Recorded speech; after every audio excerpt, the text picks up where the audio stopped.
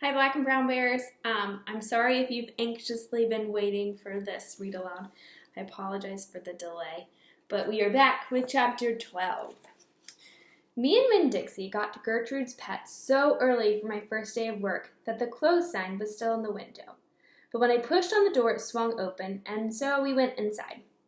I was about to call out to Otis that we were there, but then I heard music. It was the prettiest music I have ever heard in my life. I looked around to see where it was coming from, and that's when I noticed that all the animals were out of their cages. There were rabbits and hamsters and gerbils and mice and birds and lizards and snakes, and they were all just sitting there on the floor like they had turned to stone. And Otis was standing in the middle of them. He was playing guitar, and he had on skinny pointy-toed cowboy boots, and he was tapping them while he was playing the music. His eyes were closed, and he was smiling. Winn Dixie got a dreamy kind of look on his face.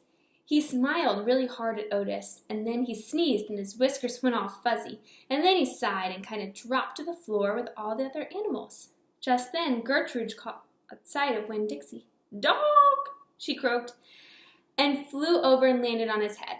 Otis looked up at me. He stopped playing his guitar, and the spell was broken. The rabbits started hopping, and the birds started flying, the lizards started leaping, and the snakes started slithering, and Winn Dixie started barking and chasing everything that was moving, and Otis shouted, "Help me!" For what seemed like a long time, me and Otis ran around trying to catch mice, gerbils, and hamsters, and snakes and lizards. We kept on bumping into each other and tripping over the animals, and Gertrude kept screaming, "Dog! Dog!"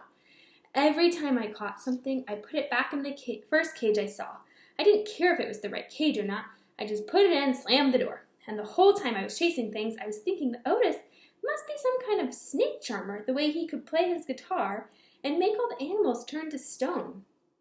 And then I thought, this is silly. I shouted over Winn Dixie barking and Gertrude yelling. I said, "Play some more music, Otis." He looked at me for a minute, then he started playing his guitar, and in a few seconds, everything was quiet.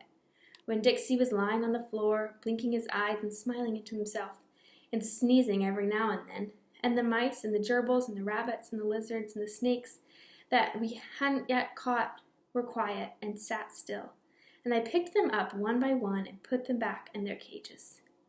When I was all done, Otis stopped playing. He looked down at his boots.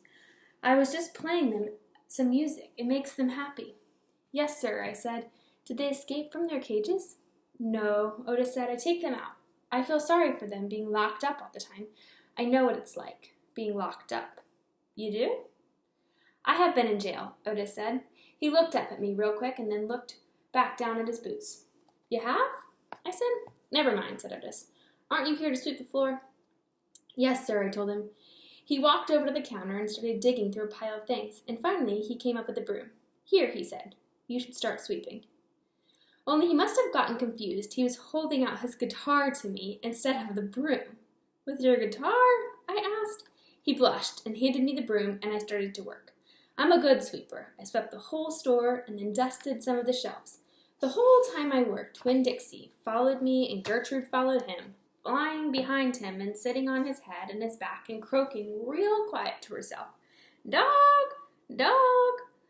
When I was done, Otis thanked me. I left Gertrude's Pet thinking about the preacher probably won't like it very much that I was working for a criminal. Sweetie Pie Thomas was waiting for me right out front.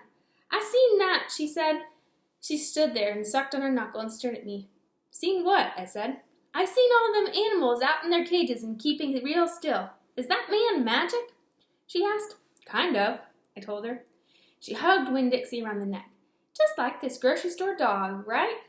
"Right," I said. I started walking, and Sweetie Pie took her knuckle out of her mouth and put her hand in mine. "Are you coming to my birthday party?" she asked. "I surely am," I told her. "The theme is pink," she said. "I know it," I told her. "I gotta go," she said all of a sudden. "I gotta go home and tell my mama what I seen. I live right down there in that yellow house. That's my mama on the porch. You see her? She's waving at you." I waved at the woman on the porch, and she waved back, and I watched Sweetie Pie run off to tell her mama about Otis being a magic man. It made me think about my mama and how I wanted to tell her the story about Otis charming all of the animals. I was collecting stories for her. I would also tell her about Miss Franny and the bear. and about meeting Gloria Dump, and believing for just a minute that she was a witch. I had a feeling that these were the kind of stories my mama would like, the kind that would make her laugh out loud, the way the preacher said she used to like to laugh. That's the end. We'll be back soon for chapter 13.